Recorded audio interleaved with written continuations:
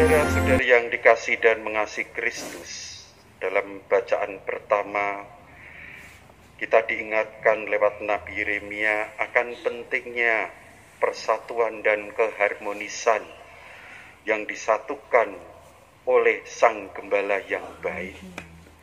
Dan bacaan Injil kali ini saya mengambil sisi lain yang begitu penting, belajar dari perjalanan Yesus dan para murid. Menarik sekali ketika dikatakan dalam bacaan Injil bahwa setelah para murid-muridnya menjalankan tugas perutusannya, mereka kembali berkumpul dengan Yesus dan memberitahukan kepadanya semua yang mereka kerjakan dan ajarkan. Setelah mereka berkarya, mengajar, dan berbuat sesuatu untuk mewartakan kerajaan Allah, menjalankan tugas perutusan, mereka tidak lupa untuk berkumpul.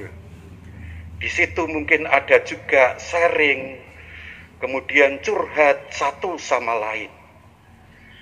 Dan bagi saya ini cukup menarik. Dan setelah itu Yesus mengajak, marilah ke tempat sunyi, supaya kita sendirian dan beristirahatlah seketika. Mereka nampaknya juga naik perahu bersama-sama dengan Yesus, berjalan menuju ke seberang.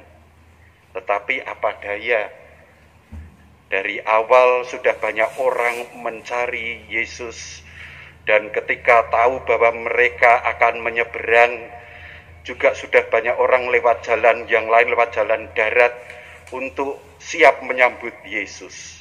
Jadi dari berkarya, menyeberang, lalu siap untuk bekerja keras lagi.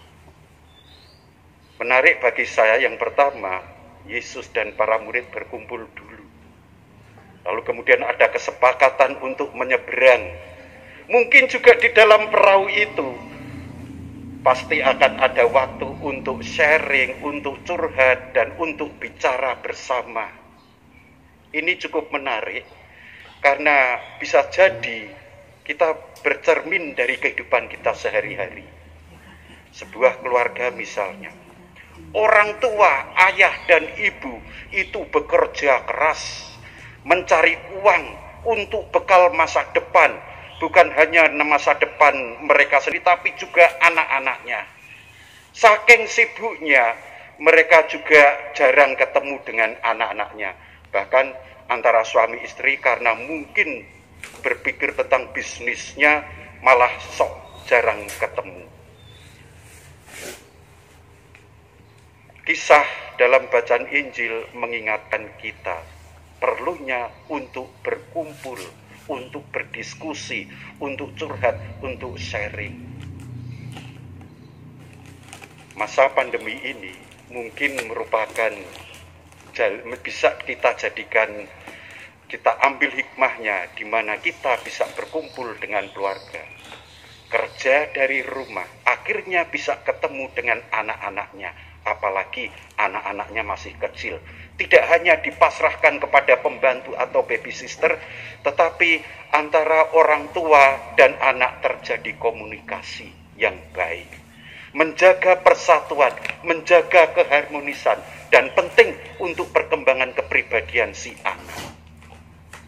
Mungkin juga dalam paguyuban-paguyuban kita, paguyuban gereja misalnya, dalam dewan misalnya, mungkin sibuk dengan karyanya, tapi suatu saat berkumpul, entah offline atau online, untuk membahas, untuk sharing apa yang sudah dikerjakan, dan akhirnya sampai pada refleksi, apa yang akan dikerjakan besok, itu punya kesepakatan bersama, dan akhirnya menghasilkan hasil yang terbaik dari kemarin-kemarin, dari yang sudah-sudah.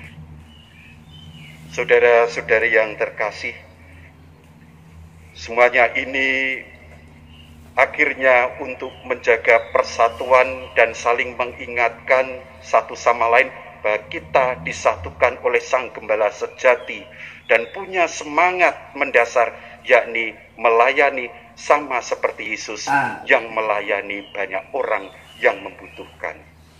Intinya perlu ada keseimbangan antara karya dan mengembangkan cinta.